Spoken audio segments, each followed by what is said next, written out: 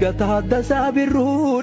taaddasaa birruu dhiiga maammoo mazammir dhiiga maammoo mazammir kaalamuu qixxeessa fanjini kamne ta'ee seeneree saba keessa fanjini kamne ta'ee seeneree saba keessa. Warraaqsa biyya kana keessatti dhufeen wal qabatee dhaabbilee fi namoonni dhuunfaan qabsoo Oromoof taasisaa turan gara biyyaa deebi'aa jiru. Artist Umar Suleeyman aartii Oromoo guddisuun cinatti qabsoo Oromoo keessatti gahee olaanaa bahaa kan ture yeroo baqaa biyya Ormaatii muddee 27 bara 2011 gara biyyaa akka dhufu beekameera. Haala dhufaatii fi simannaa Artist Umar Suleeyman irratti koreen hundaa'e hoteela intarnaashinaali Ililliitti ibsa gaazexeessitootaaf kenneera. Kan natti aananii jiranidha. Yuunivarsiitii Finfinneetti ogeessaa imaammataa fi hooggansaati. Koree simannaa jeneraal aartistii fi qabsaa Umar Suleeyman keessatti immoo walitti qabaa koree kanaati. Gamasiin kan jiran Kamaal Walijiiti, qindeessaa qeerroo Oromiyaa Bahaati. Asiin immoo gammachiisaan jira. Gammachiisaan immoo walitti qabaa yookiin qindeessaa qeerroo godina addaa naannoo Finfinnee fi akkasumas Finfinneeti.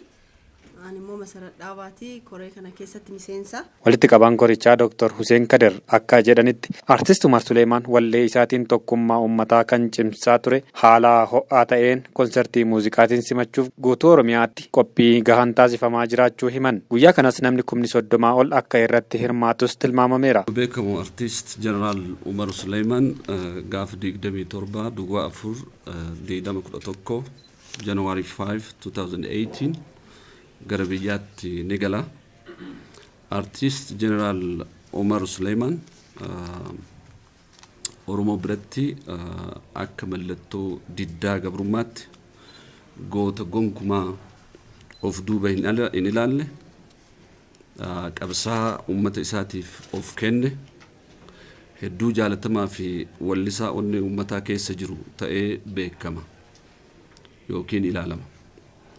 Sirbootaa fi geerrarsi isaa aadaa Oromoo kan calaqqisiisan mirga dimokiraasii, mirga dhala namaa kabajuu fi kabachiisuuf, mirga abbaa biyyummaadhaa fi qabeenya ofii irratti abbaa ta'uu fi murteeffachuu kan calaqqisiisanidha.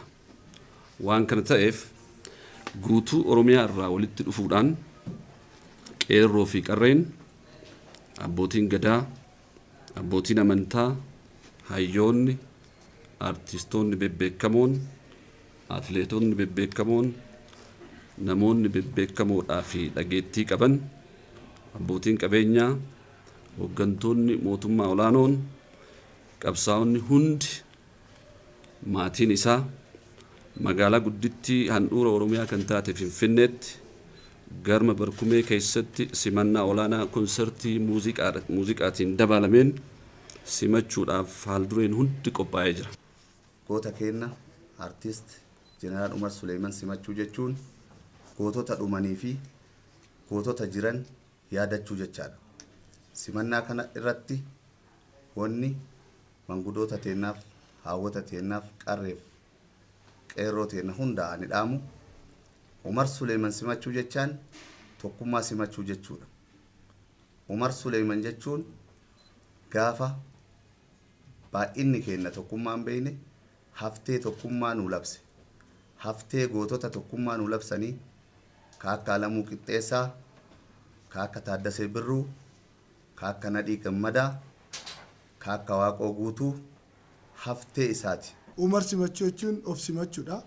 Umar jechuun akka Oromoon jaarmiyaa tokko jalatti kufee maalummaa isaaf namummaa isaa hin gadhiisne jaarmiyaa faarsuuf otoo hin taane Oromoo faarsuuf hawaasa Oromoo icciitii har'a nuti keessatti rakkannu Umar har'a waggaa 15 dura kaaseeta tokkoon lafa kaa'e. Har'a cufti keenyayyuu obboloonni keenya baaleen ba'anii booleen deebi'an akka isaan booleedhaan deebi'an Umar lafa kaa'eera.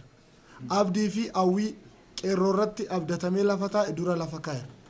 Uummanni Oromoo humnaa fi fedhii isaa dandeettii isaa irratti akka inni amanee lafa taa'u Umar dura dubbate kaasettaan gaafa carraa fi sadarkaan kana hin jirre jechuudha. Kanaaf Umar bitaa mirgaa amantaan utoo hin jenne kutaan utoo hin jenne uummata Oromoo lallabee kaaseera. mirga sabaa fi sablammii biraas akka nuti himmiine nu barsiiseera. Walabummaan dura bilisummaanis akka barbaachisu nutti himeera. Kanaaf rakkoo har'a dhufe kana hundaaf nutu beekachuu yookiin nuti akka kitaabaatti jijjiiruu hin qabneef taa'e malee Umar dura lafa kaa'eera. Gaafsan sagantaan geggeeffamu sagantaa simannaa fi konsertii muuziqaa waan ta'eef itti aanes wannoonni akkasii waan jiraniif waa'een tokkummaa caalmatti kan irratti hojjetamu ta'ee gaafa sana kan calaqqisiifnu nuti akka sagantaattis akka koree kanaattis konsertiin muuziqaa sunis kan calaqqisiisu waa'ee tokkummaati. Sagalee isaa hin beekna. Waa'ee uummata Oromooti godhe waan guddaa gumaache namni tokko garaadhaan yoo uummata ofii dhala keessaa ba'e yoo hojjete yeroo hundaa yaadatama jechaadha. Jireenyaanis yaadatama yoo boqotanirra yaadatama. Seenaan nama hin dhiistu.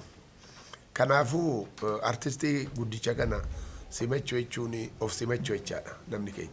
Gama nageenyaatiinis yaaddoon akka hin uumamneef qaama dhimmi ilaalu waliin hojjetamaa jiraachuu koreen kun ibsaniiru. Garuu kana keessatti qeerroo fi manguddoonni tasgabbiidhaan akka sirnichi xumuramu gahee isaanii taphachuu qabus jedhameera.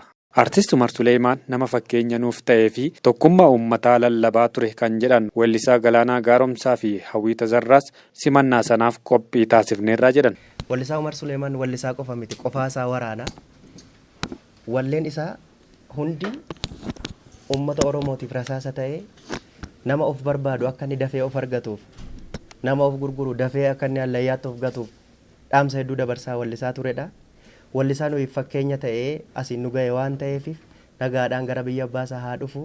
Uummanni Oromoos weellisaa keessan weellisaa Oromoo hundaa weellisaa dhugaa Oromoo irratti xiyyeeffatu kana kabaja guddaan akka nu simattaniin jedha. Umar Suleeyman yookaan gooticha keenya qabsoo uummata Oromoo wanti baay'een jedhameera. Ani irra deebi'u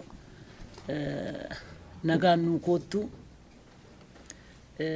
waraana uummata Oromoo ati kophaa keetti tokkicha qixxee kumaa baga nu dhuftee nagaan gara biyya abbaa keetti koottu.